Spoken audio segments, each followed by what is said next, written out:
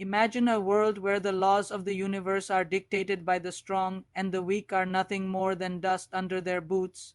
In this world there was once a being known as the true god Laming, a name that commanded silence across the 9 heavens, but even gods can fall, betrayed and stripped of his divinity. Laming's soul was cast into the mortal cycle, waking up in the most pathetic vessel imaginable, the discarded son and current head of the crumbling Lu family. Now picture this: you were once a being who could extinguish stars with a thought, but now you wake up in a body so frail it can barely circulate breath. The Lu family, once a name of prestige, is now a joke. They are bankrupt, insulted by every minor noble in the city, and teetering on the edge of total extinction.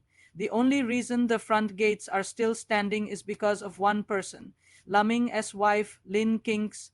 Lin Kinks is the tragic heart of this story. She possesses the chosen dual cultivation physique, a rare biological miracle that makes her the ultimate prize for any greedy cultivator looking for a shortcut to power.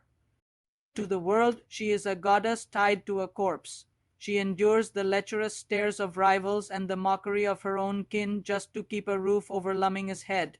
She protects a husband who, until this moment, couldn't even protect himself. But the moment the true god's soul fully merges with this mortal shell, the atmosphere of the entire city shifts. Laming opens his eyes. And for the first time in years, they aren't filled with confusion, they are filled with an ancient, terrifying coldness. He looks at his wife's tired face and the bruises on her spirit, and a silent vow echoes through the void: those who touched her will pray for the mercy of death. Laming's journey back to the top isn't just about training. It's about absolute psychological and physical dominance. He knows every forbidden array, every lost pill formula, and every pressure point that can paralyze a giant. While the elite sects think they are playing a game of chess with a failing family, Laming is flipping the entire board. He starts by secretly refining his marrow, turning his trash body into a divine weapon. The satisfaction in this story comes from the reveal. There is a scene where a wealthy young master tries to force Lin Kinks into a contract that would basically sell her soul. He thinks Laming is just a fly on the wall. But with a single glance, Laming shatters the man's cultivation base without even lifting a finger. He doesn't shout. He doesn't brag. He simply stands there with the weight of 1,000 mountains in his gaze, making the powerful realize that the loser they've been kicking is actually a sleeping dragon. As Laming begins to systematically dismantle the families that conspired against the Lu name, the world starts to panic. Who is this shadow protector? Why are the greatest assassins disappearing? Laming uses his god-tier wisdom to manipulate the market, bankrupting his enemies before he even meets them on the battlefield. He is restoring the Lu family's glory not just with blood, but with an ironclad strategy that leaves no room for error.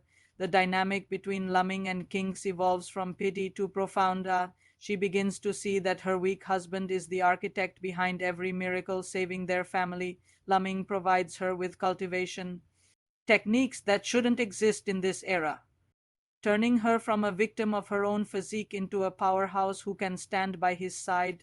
This is a tale of a man who has seen the end of time and has come back to rewrite his own beginning. It's about a husband who hides his scars to become his wife's greatest shield. Laming isn't just reclaiming a title. He is teaching the mortal world that even if a god is punished and reborn, he is still a god. By the time he is done, the name Lu won't just be respected, it will be a name that makes the heavens tremble once again. Every insult they endured is being repaid 100-fold, and Laming is just getting started.